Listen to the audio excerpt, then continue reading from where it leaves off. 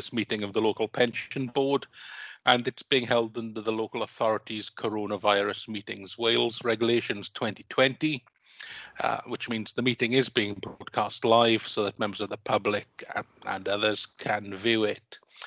I'm sure we're all used to these sorts of meetings now, but I've been asked to remind you to ensure that you mute your microphones, and remember to unmute them when you're called to speak, and obviously mute them again afterwards. And if not, I could ask now Democratic Services Officer to take the role of those present. Ian Guy. Present.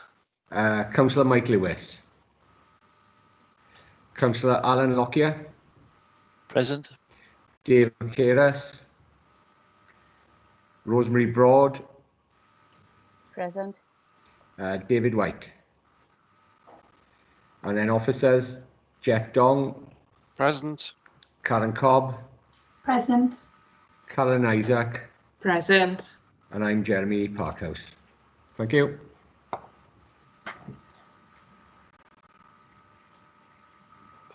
Thank you, Jeremy. Apologies all. I seem to be having a bit of trouble with my space bar today. I think it's wearing out on this machine after so many meetings. So following on from that, Jeremy, have we had any apologies for absence? No, only from David White, who is likely to be late. He's going to be late for the meeting. And has anybody else brought any apologies on behalf of anybody else? I don't see any. So on to disclosure of interests. Jeremy, will you be sending around the usual forms for us to declare? Yes, we will need to. Everybody need to declare anyway. Okay, to declare verbally, and I can send around then.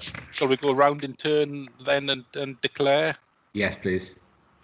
Yeah, well, I've got a personal interest in all items on the agenda because I'm a member of the local government pension scheme and indeed the Swansea Fund.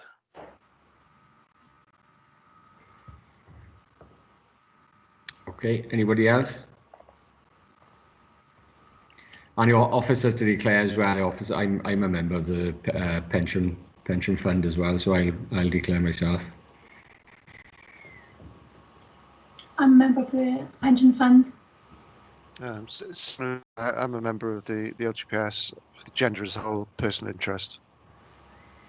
And I'm a member of the LGPS, have a personal interest in the agenda as a whole.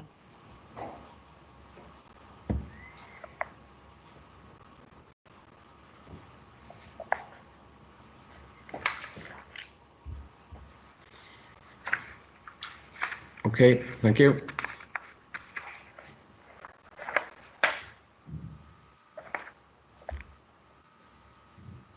Oh, you're on mute. You're on mute, Chairman.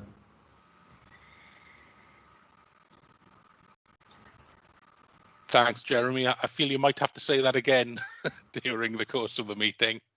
Unless there's any other declarations of interest, we can move on to the next item on the agenda, which is the minutes of the last meeting. And we can see there some of the declarations that haven't changed. I'm in your hands, members. Shall we go through it for accuracy and for matters arising at the same time? Are you content with that, to do it that way? I'm having to flip between screens now, so nodding's not there. I think Alan Lockyer needs admitting again.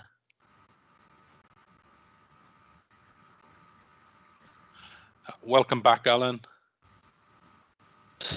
Yeah, sorry about that. Apparently they're going to try and fix it too, but I should reconnect to my hub, so I've gone to my back to my iPad. Sorry. Yeah, we've got you on video now as well as still image. Did you miss anything? We were just going to start going through the minutes. No, declaration of interest is where I got to, and Jeremy's going to send a form, I believe, is it? Yes, plus we were declaring verbally. Okay, well then I declare my conflict is only as per normal in that we've got the pension policies as per work. Yeah. Okay, have you captured that, Jeremy? Yes, thank you, Chair. Yeah, great. Okay, so moving on to the minute, I was proposing we go through them for accuracy and matters arising simultaneously, if that meets with you all. Yeah, I see no obvious signs of dissent. So page 1 of the I'm scrolling at page 1 of the minutes. Anything? Page 2 of the minutes. Anything? Page 3 of the minutes.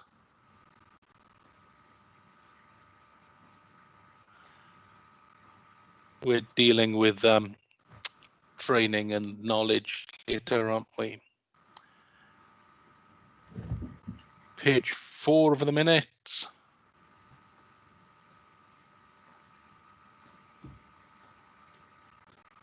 And page 5 of the minutes. On page 5, has there been any update on the Rathbone situation yet?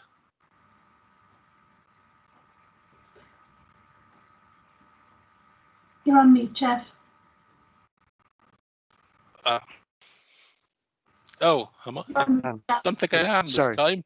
No, sorry, Chairman. It's myself in response to your question. In respect of the updates re Rathbone, Chairman. In respect of the outstanding sums, no. And then that's the only progress really that I'm available to report on really in terms of the status of the liquidation and winding up a Rathbone. I haven't got anything to report back on that.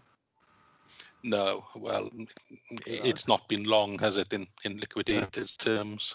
And we're pretty relaxed because of the employees' guarantees. Guarantee. Yeah. Yeah. Okay. Thank you. And the next page of the minutes.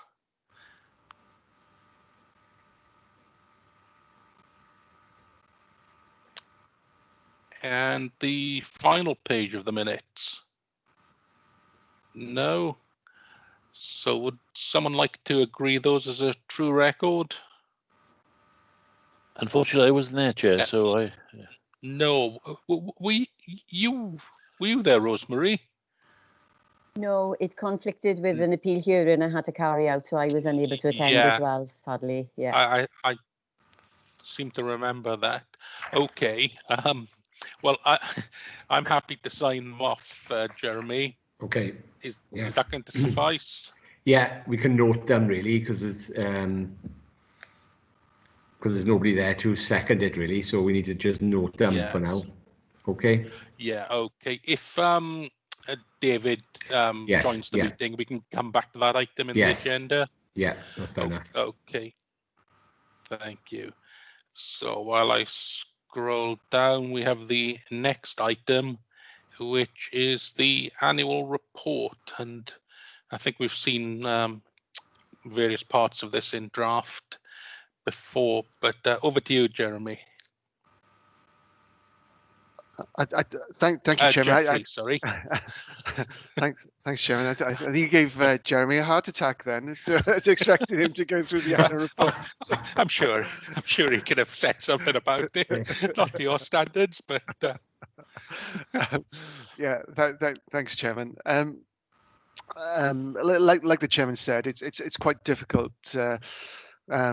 presenting a detailed report electronically because, as the Chairman alluded to, I need to use my screen and to put the report up. So I can't actually see members' faces or see their reaction. So if you do want to ask a question or interrupt me, please do interrupt as I go through it. As the Chairman indicated in his introduction, largely the main contents of the annual report as such, i.e. the financial statements contained within it, members of the local pension board would have seen before, because we took a draft statement to committee and local pension board earlier in the year, in accordance with the accounting timetables and audit timetables that we adhere to. We published those statements in accordance with those timetables.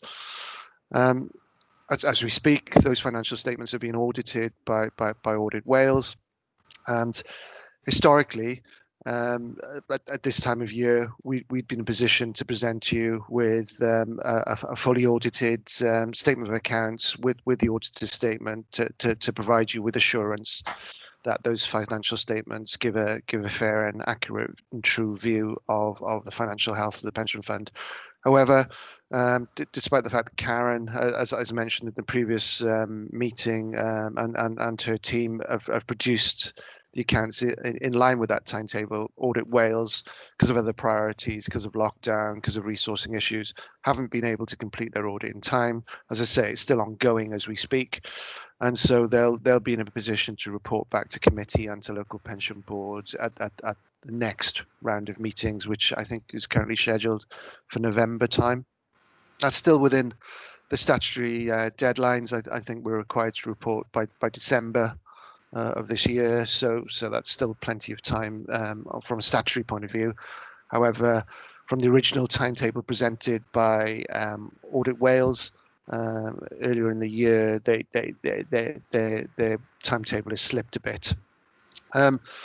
As I say, because of the difficulties of managing the screens, I'm not planning on going through the numbers again in the annual report. However, I will draw members of the local pension board's attention to some additional information contained in the annual report, which wasn't in the draft financial statements, and that's some additional information in respect of the workings of the pension fund and the more qualitative aspects of the work of the pension fund.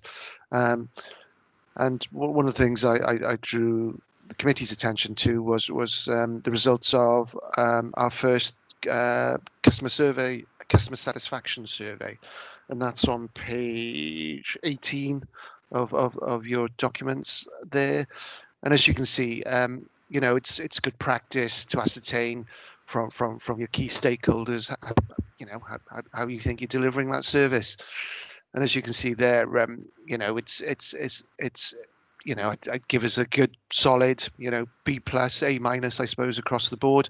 But there are definitely areas where we can definitely do more, and employers and members have indicated where we can strengthen our offering in respect of the service.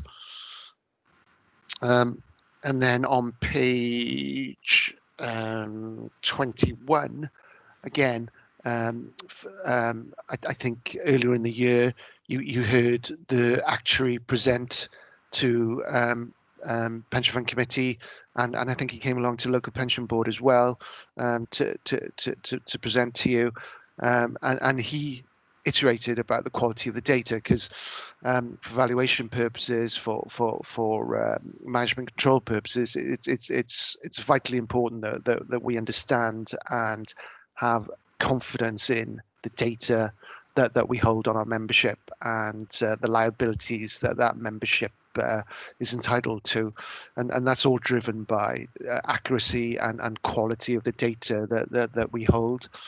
And they very much rely on the quality of that data when they produce their triennial valuation and ongoing analysis for the fund.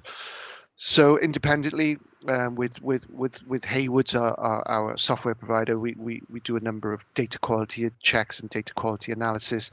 And as you can see there, on page 21 is some of the results of that analysis. And as the actuary indicated in his presentation to yourselves earlier in the year, he was very impressed with the quality of the data, and also he commended Swansea admin team on how quickly they turned around the submission of the data for the triennial evaluation. we're not resting on our laurels. We're still working on improving that quality of that data. It's not on an ongoing basis, because obviously there's a huge piece of work that I know the chairman is very much engaged on, and as I was asked previously about the impact of the McLeod judgment and how that affects members' records. So we'll have to go back and revisit and revise and change members' records in respect of that the ultimate remedy that is agreed on in respect of the McLeod case. However, this is a good starting point to inform us that where we are now, our data quality is good and sound before we have to make those subsequent changes again as a result of McLeod. And also then further on page 27 of the papers is just a quick summary on the progress of the work of the Wales Pension Partnership. I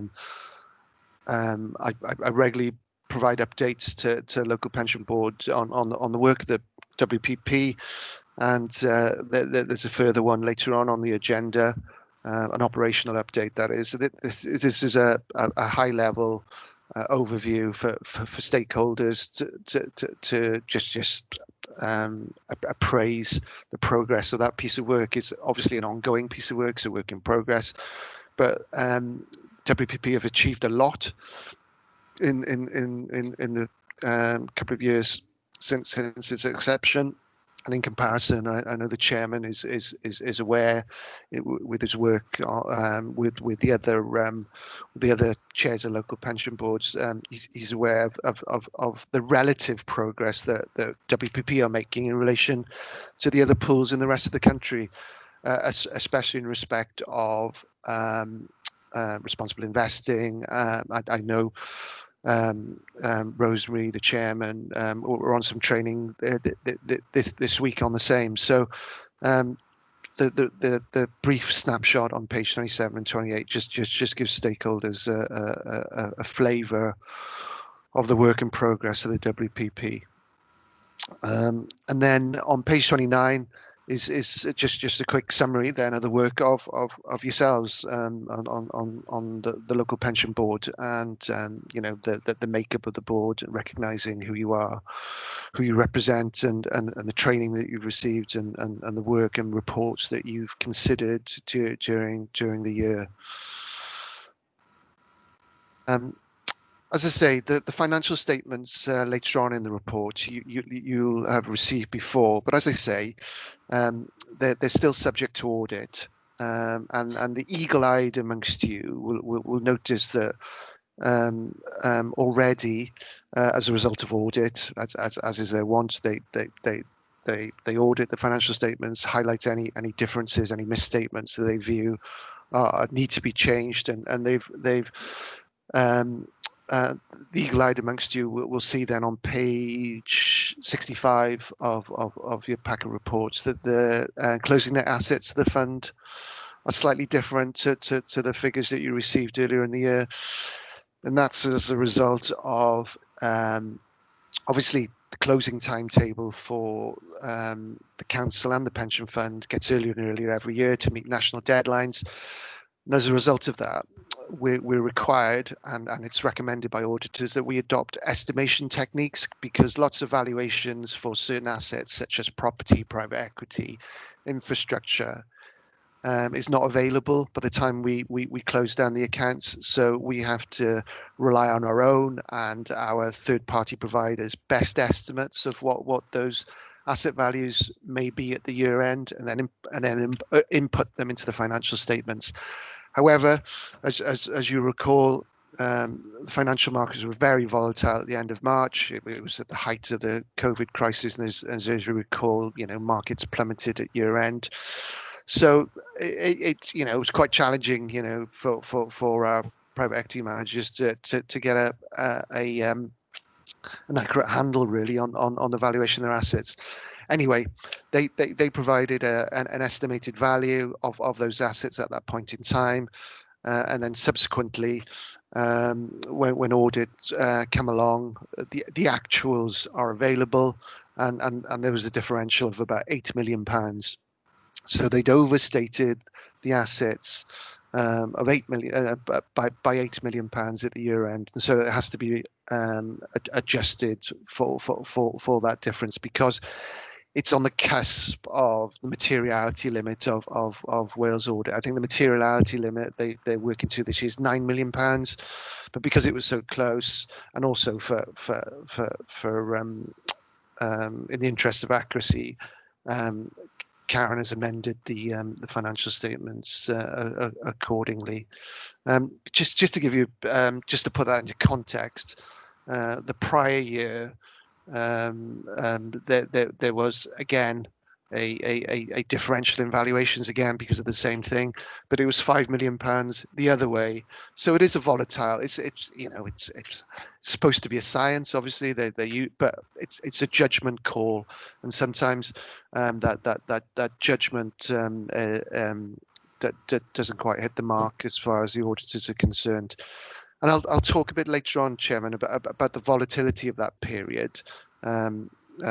Because obviously the financial markets were very volatile at that period, at the height of the crisis, and that is reflected in the market values of the assets at that time. Well, I may as well say it now then, if we're talking about it, Chairman, if I could beg your indulgence. For example, when we had the actuarial valuation as at March 2019, the fund was approximately 92% funded. Our deficit at that time was approximately £191 million, if you recall, when the actuary came down to present to you. Well, at March 2020, that's a year later, and at the height of the crisis, as I say, and probably at the bottom of markets as a result of COVID-19, the funding position plummeted to 81%, and the deficit had ballooned up to £461 million at that point in time. But as you may have read in the financial press, and it's been reported widely, that there's been a quite remarkable and a very surprising recovery from March to June and July, and that position had improved. This is counterintuitive to my mind anyway. The funding position had actually improved to 97% by the end of June. Even better than at valuation date, and the deficit position had reduced to £81 million. So that gives you a flavour of how volatile things are. I mean, in the space of 3 months, from going from 81% to 97%, and having a deficit of almost £500 million to £82 million. So that just gives you an idea of how crazy and volatile things are in the space of 3 months. Things have dropped off a bit then, obviously, since June to September, obviously with news of potential second lockdowns, not only here but in the rest of Europe. The markets have fallen off a bit as we speak, but from where we were in March, I think we take where we are now, and any day of the week I would suggest, Chairman.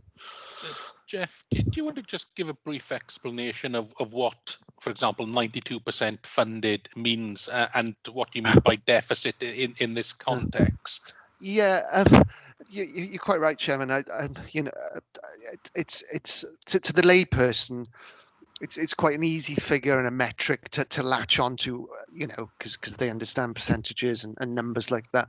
But in that context, it's if we crystallized all the pension promises in the pension fund at a point in time, so at a date, so as at the end of March or end of June, crystallized all the pension promises we've made and said, have we got enough money to pay all those promises if we had to pay them on that day? And you're quite right, Chairman, the eventuality and the likelihood of that event actually occurring zero, because we wouldn't have to do that. But it's just a measure really of how well funded the scheme is, because obviously those pension payments are payable for the next 40 years, for example, for someone just entering the scheme. So it's it's a perfect scenario that, should the world end tomorrow and we have to pay all the pensioners, well, not even all the pensioners, people working now, the pension promises that we're making people who work now, their pensions that are due, and we have to pay them. So it's quite it's historically it's used as a measure, but in reality, it doesn't really communicate the position of a fund, really. I mean, the position of a fund is the cash flow position, i.e., is it open? Is it generating cash to meet those liabilities? Is it still open to new members? Is it having to realize investments to meet those liabilities? It's things like that which are operationally more important rather than that snapshot measure. To the chairman's point, less than 10 years ago, the fund was had a funding position of about 70%, and this was typical of LGPS throughout the land. And there was talk nationally of getting rid of it, making it a pay-as-you-go scheme. It was unaffordable at 72%. Contributions were getting out of control, etc., etc. Less than 10 years later, we're looking at, as I say, end of June, at 97% funded. So you can see how quickly these metrics change, and are very much subject to the volatility of gilt yields, which are used to discount the liabilities. That is the most sensitive part of that metric, is how you discount the liabilities to present value.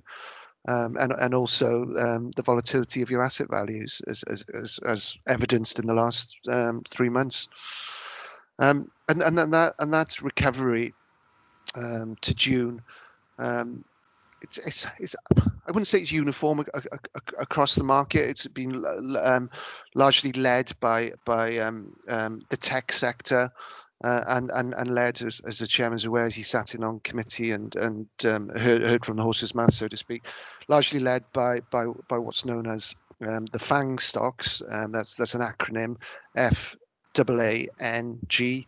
So that's your Facebooks, your Amazons, your Apples, your Netflix, and your Googles. But there are another couple big ones which aren't included in that, which also have been responsible. Things like Microsoft and Tesla, but they don't quite fit into that acronym. But largely, it's been that sector that has driven that recovery. And just to give you an idea, I think some metrics that were shared at committee, those few number of stocks. The market capitalization of those stocks as at June is about $4 trillion, and that is more than the whole of the UK FTSE 100 at that time. So it just gives you an idea of what influence those small number of stocks has on the financial markets, and if they do well, we all do well. That it's as simple as that, basically. Because obviously we have exposure to those in our passive funds, and also in some of our active funds. But it's just the nature of, I suppose, a degree of caution, because obviously these are big stocks. When people are looking for safe havens, they're happy to park their money in big safe stocks like that. They're very well buffered. In a lockdown crisis, Amazon thriving, everyone needs access to the internet, Google, they're all well aligned to this environment, and hence people are happy to continue investing in them, despite the fact that they're very expensive, very, limited growth potential, but that's why they continue to attract capital and to perform well. With that, Chairman, I'm not proposing to go through the remainder of the numbers in the annual report, but I'm happy to take any questions from yourself or the members of the board. Well, I'll let members go first. Any questions on the report for Jeff? Yeah, Alan, I see you've got a hand up.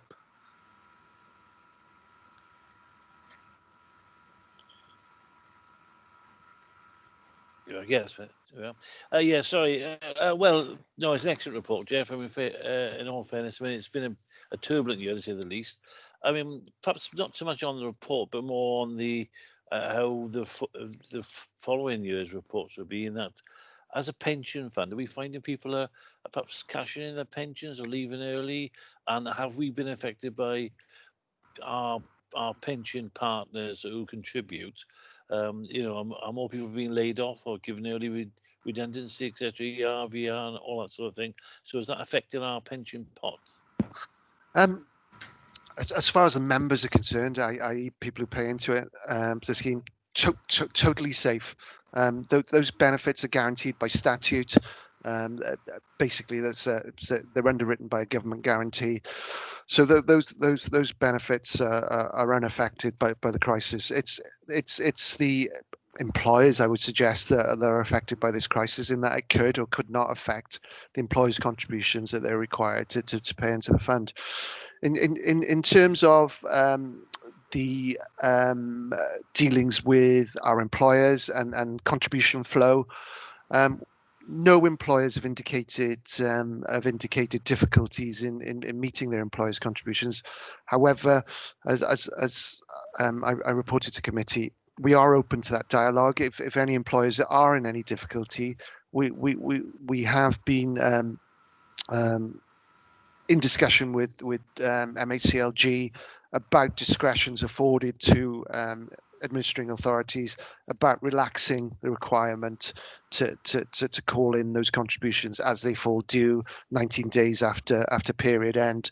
So there is the degree of discretion. However, it's not explicit in the regs as such, and it's not written into any specific COVID regs. However, the guidance that we've been given from Scheme Advisory Board and MHCLG is to treat these sympathetically, because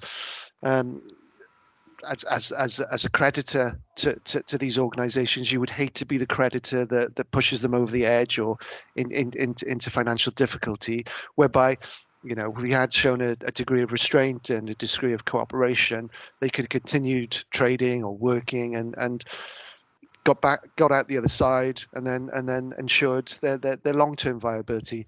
So we don't have any employers directly indicating they have any financial difficulties. However, it would be naive of us not to recognise the difficulties, for example, some of our leisure trust employers have faced, because obviously they haven't been able to open in the first few months of the crisis, and obviously their cash flows were very much affected. However, they took advantage of the furlough scheme for their staff, so their staff continued to be engaged, and so some of their partners, Swansea Council being one of them, have provided them some financial assistance, which has been widely reported in the press and at council reports. So they're the only ones where potentially there are issues, but as you can see from the makeup of our employers, Councillor Lockyer, they are largely public sector bodies who have largely been unaffected by the crisis financially as yet. Yeah. That's good news. Thanks, Jeff. Thanks. Any more questions on the annual report? No. Jeff, I was really pleased to see that survey of members that was undertaken. The questions, were they bespoke Swansea questions, or are they ones that are being asked on an across Wales basis? I don't know if they're consistent across Wales, Chairman, but suffice to say, you know, I don't think pensions manager or team want to take credit for reinventing the wheel. I do think they have been cherry picked from other similar questionnaires. not only nationally but through the rest of the UK as well. So I don't think they're single sourced, and I don't think they're uniform or prescribed as such. But they're not Swansea specific. Okay, I mean it would be interesting if I mean partnership pooling is nothing if not the idea of the day, isn't it? If there were standard questions, it would enable benchmarking to take place between authorities. I mean, I'd say looking at them without that context, you've done very well indeed. But for the future, obviously, benchmarking could take place. Just on the communications one, which I think is one where people seem to be exhibiting some dissatisfaction. Anecdotally, I'd suggest that's around the annual benefit statement, which I know is moving online. But every year I had people coming to me bringing their little benefit statement, asking for an explanation. And I think that there was all Will's work ongoing to improve the format of that. And is there any light at the end of that tunnel? There is, Chairman, but splendid. But I want to temper that enthusiasm in that it's very minute. There's a finite, because it's a report from a system, there's a finite amount of tinkering they can do without introducing additional cost. Because I completely understand your frustration, because basically it's a system report, and it just bangs out the key metrics, and the assumption is you know what you're looking at. What needs to happen is some additional explanatory text of what it actually means, and this is an all Wales piece of work, and you're quite right that the benefits of developing and improving that could be shared, and it is something that is being worked upon. But I will feed those comments back, and perhaps I can get the pensions manager to perhaps provide an update at next local pension board as to what the improvements, which are ongoing, because I know they are ongoing, but they're technical improvements, and then the qualitative improvements, read the additional narrative that you suggest, what the options are about including that. I do know exactly what you mean. Well, I mean, I wouldn't tie you to the next board, but at some future board, perhaps, when that work is complete. I mean, I know that these surveys do take a lot of work and time, and therefore expense as well. I just wonder if and when you repeat the exercise, it might be worth doing some qualitative work with perhaps people who are receiving the statements. I mean, obviously it's not helped because there's 3 different schemes as well. But I mean, and that information's got to be given to people to check. But again, anecdotally, all people are really interested in is the total sum, which I know has been put up front as well. Okay. It's interesting, Chairman, that obviously we send out those annual benefit statements, and if you're someone like if you're a young spring chicken like Carolyn or Karen or something, you probably have a quick cursory glance, chuck it in a drawer, probably won't even look at it. It's people who are within touching distance of be careful now of the finishing line. People like myself, then, for example, read it avidly and notice the changes. So to get some meaningful QA on it is always quite difficult, I suppose. But no, your observations are well made. The only other question then I was going to ask later, but following on from Alan's question about leavers, how will the 95k cap impact the number of leavers. Sorry to throw a curveball at you. And did we make any representations regarding the implementation, the regulations of that? Consultation for that is still open, Chairman. It closes in November. We are intending to make representations. I think WLGA are going to make one on behalf of all Welsh authorities. The pension fund authorities are going to make specific ones as they affect. Unison is going to make one as well for information. But I don't know if you're aware, the regulations got through the House of Commons day before yesterday, so they're due to go to the House of Lords now. So you know, all bar the Lords voting them down, they will come into being by the end of this financial year. That's ahead of any sight of any associated LGPS regulations which would allow us to accommodate the implementation of those regulations. So it's a bit of a fiasco as far as LGPS are concerned, because we don't have the regulations to allow us to give the members the options that are talked about within that consultation. So as far as how that will affect them, most definitely, but that's an employer level. I would suggest, Chairman, because obviously it's an employer strain cost, and the way the regs are written, the member either bears the additional cost over and above 95k themselves, sees a reduction in their pensions, or tries to defer their pension. So there's a whole range of options there that the member has got, but most definitely at even quite a modest level, it affects the ER/VR considerations of staff, and it's something that the employer needs to engage the employee with early doors, so to speak. Especially, you know, if there's a there's a verbal agreement or a working understanding that is going to occur, you know, in the near future, I would suggest, you know, they would need to accelerate that if they want to avoid any impact. Yes, and obviously the need of staff to make some far-reaching decisions and to have assistance with that is something that we're particularly concerned about as well, because they're certainly going to be coming to us and asking for advice, really.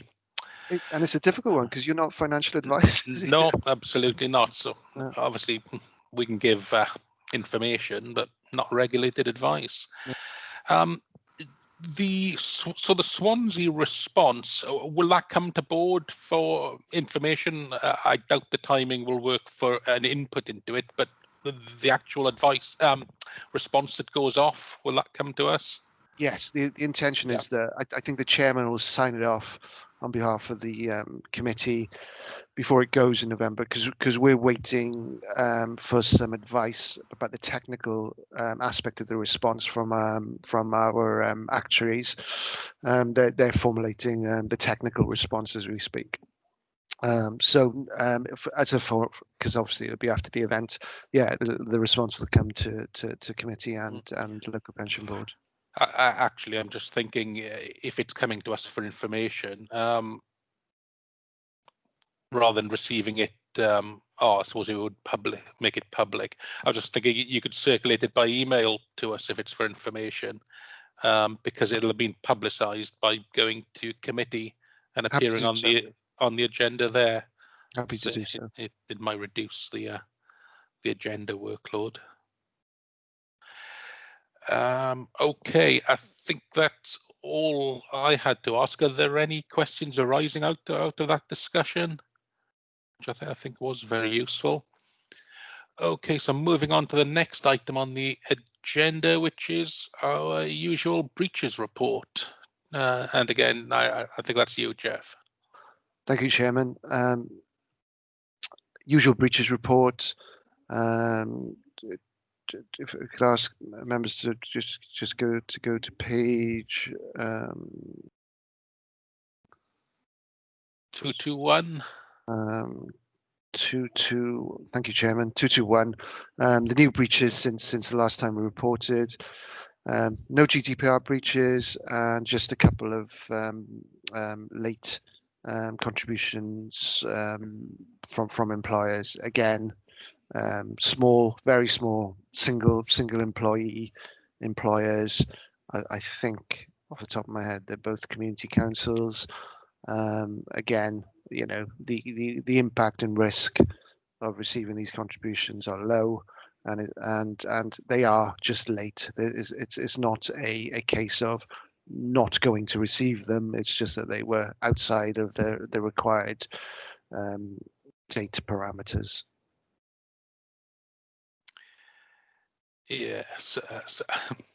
So you say it's small employers. Are we saying it's the same small employers as previous breaches? You could say that, Chairman. I couldn't possibly comment. Okay, we'll leave it at that. Yeah. Any questions on the breaches? I can't see any indications. So moving on to the CMA setting objectives for advisors. Thank you, Chairman. We're required to bring this back before committee and subsequently board, in that due to the CMA regulations, if you do engage investment consultants, it's a requirement that you set them measurable objectives. And I think you recall we set our investment consultants a whole raft of objectives earlier in the year. This is just the mid-year review of how they're performing against those objectives. And all in all, I know historically, local pension board will be used to us historically having two independent advisors as such, Noel and Valentine, who you recall. However, latterly, as a complexity and increased regulation of the LGPS has morphed exponentially, the committee felt appropriate to engage a professional investment consultant, and all the back office and regulatory and legal and technical expertise that you know a corporate style consultant brings with it. They engaged Hymans Robertson, and we've had them on board since 2014-15, I think. And it's been, you know, very productive. I know the chairman and the former chairman, Councillor Lockyer, will be well experienced in the work that Hymans has done for us, and they've led, for example, on the training and policy writing in respect of the ESG policy and the responsible investing policy. So definitely, in my opinion, I think it's been a good move as far as the pension fund committee is concerned, to have an investment consultant like Hymans on board, who is well respected in the sector and has that breadth of expertise that we can call upon to cover all the different aspects of managing a pension fund. Whereas our previous two independent advisors were very much largely concentrating on the investments and the asset side.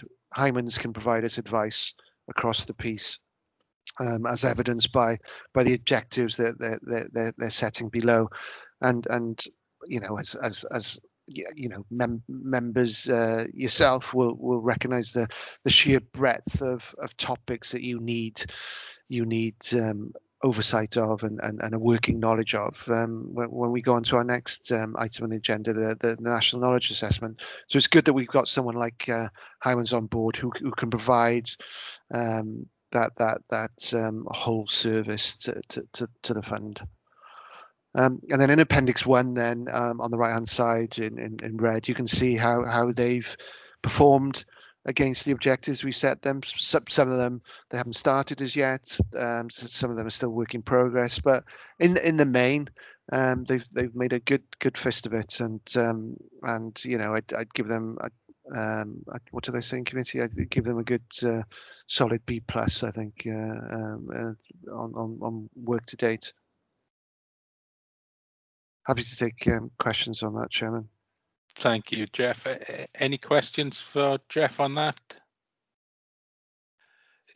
It sounds from what you're saying, Jeff, that as well as the actual monitoring against the standards, you and perhaps Karen are generally satisfied with them as a whole anyway. Well, further to that, Chairman, it'd be remiss of me not to communicate with you certain changes at consultant level that Hyman's have delegated to us. Originally, they assigned the lead partner, William Marshall, to the fund, and Chairman and Councillor Lockyer will have met William before. I don't think Rosemary has, because I don't think he's been at board since Rosemary's time on the board. But he was the lead partner, very well respected in the industry, and he was great. And he led the work that I previously referred to before, and the investment strategy review work he led on. He's been seconded internally in Hyman's to lead on another important piece of corporate work, and for the time being, it doesn't look like William will be able to devote enough time to Swansea to come back to be our lead partner. So, as at the last pension fund committee, we've been assigned another partner. He's a partner in the firm, so of equal seniority to William at Hyman's. David Morton. His background is more corporate in volume. I think he only has another couple of LGPS clients. So in terms of the idiosyncrasies of LGPS and the actual close dealings with LGPS, he doesn't have as broad experience as William, but however, his grasp and acumen in respect of investment related matters is very, very high. And from the 3 meetings I've had with him so far, I've been impressed. And again, you know, he brings with him that dour Scot prudence, pessimism. I don't know what you want to call it, but I know there's just always some degree of comfort that your investment consultant is a Scotsman, because you know, not cashing national aspersions, you know, you can rest assured that your money is safe with them. Put it that way. Oh, well, thanks for that frank assessment, Jeff. Anything arising out of that? No. Well, then shall we move on to the next one, which I imagine everyone's been looking forward to, the test results. Jeff. Chairman, the report before you. I want to reach out to local pension board members and say thank you very much for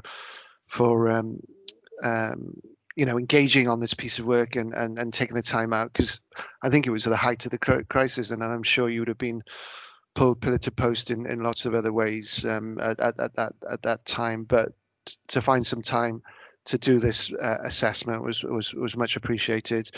Again, it's part of the ongoing QA process, I suppose, that the Swansea Pension Fund engages in to ensure that the committee and the board are adequately trained, have the adequate knowledge and skills with which they can discharge their governance roles. And this was a national piece of work led by Hyman's again. And it's the first time they've done it. They've recently launched it. Scheme Advisory Board are aware of it. They're very much not officially endorsing it, but I've got a very much a watching brief on it to see how it takes off and what they can do to give it some sort of endorsement in that regard. But we found it very useful locally to take part in it and to sort of validate the training that the committee and the board are getting to see whether it filters through into an assessment like this. And very hearteningly, both the board and the committee performed very well against its peers. It wasn't wholesale uptake. There were only 18 funds who took part in the assessment out of 89 funds totally. But as I say, it's the first time it's been run, and out of that, out of that 18 funds, we were nicely in the pack there, 7th out of the 18th. It's a good start, and it highlights areas that both members of the board and members of the committee that you would like us to do some more training on and more educational pieces on, but also the assessment itself teases out some areas whereby the board and the committee perhaps didn't perform as well on, and perhaps we should focus some attention on that. And understandably, and I'm glad the actuary is not at today's meeting. So some of those areas that both the committee and the board didn't fare so well on are on actuarial matters, and in your defence, the valuation only happens every 3 years. It is quite an arcane set of regulations and rules and concepts, as we were trying to communicate earlier on, Chairman, about funding levels and deficits, etc. And as I say, you don't look at those issues from quarter to quarter. You tend to pick them up every 3 years when the valuation comes around. So understandably, both yourselves and the committee didn't perform as well on areas of like that. However, it gives us a little jolt to perhaps do a bit more intra-evaluation. And perhaps do some intra-evaluation training with you to keep your knowledge and skills up to date. And similarly, and again, I say this as an accountant, the committee and the board didn't particularly fare well on the accounting side of the assessment. And again, I'm totally sympathetic to both members of the committee and the board. Very boring subject area, and I'm not surprised you're not that engaged on it and didn't perform as well on that as perhaps some of the more engaging topics like ESG, for example, and investment management. Very, very encouragingly, both the board and the committee scored very well on those aspects, and because they're subject matters that enthuse you and engage you, and you can get involved in. Happy to take questions, Chair.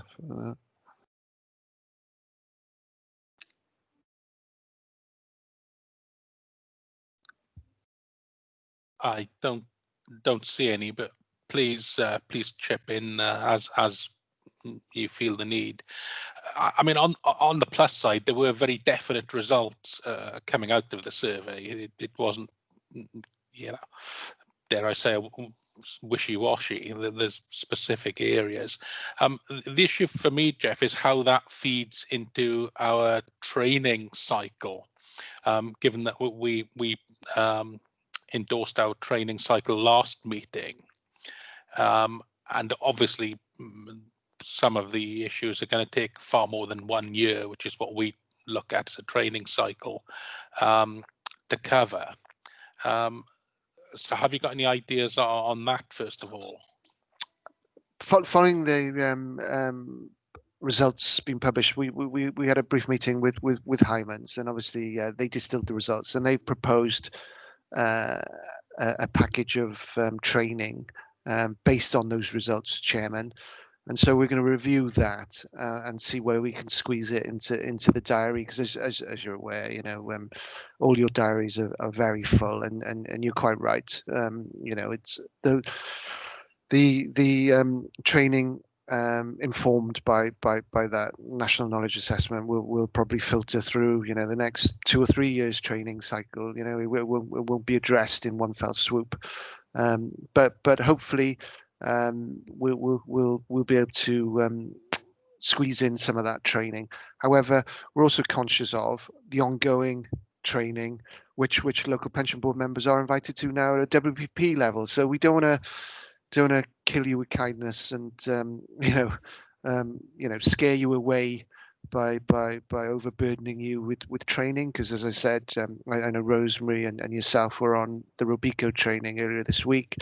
There's some more training timetabled for later in the year, so it's all going to be planned carefully, I think, with both your diaries, your commitments, and also overburdening you. But suffice to say, we won't just put this in a drawer and forget about it. It is going to be used, because obviously Hyman's, who are running it, they're vested interest to keep us engaged in this, because obviously they want to facilitate that training, if they can.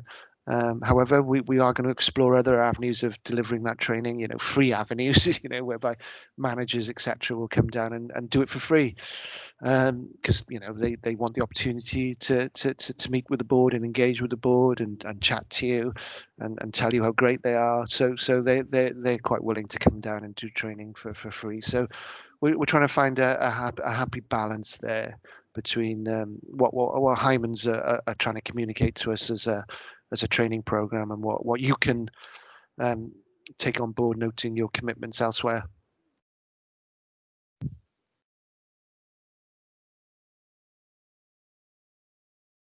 Sorry, Chairman, can't hear you.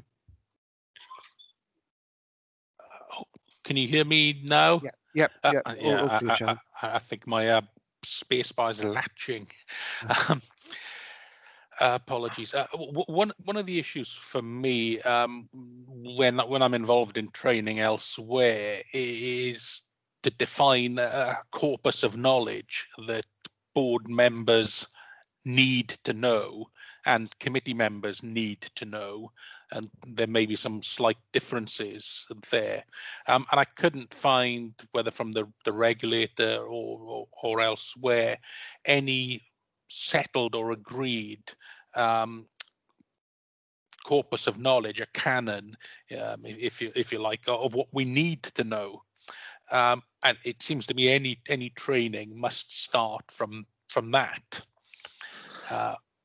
It's we a useful synopsis, I suppose, of the broad area categories of knowledge that a trustee, i.e. a member of the LGPS committee and then subsequently a board member requires, is probably the agenda and syllabus for the LGA training. I know Rosemary is to undertake that training in due course. Those broad headings, I think, encapsulate the technical areas, and I don't think there is a definitive. You must know this. The pensions regulator talks about different areas of knowledge that a trustee must have, but that's across the whole, like a corporate trusteeship requirement rather than LGPS specific.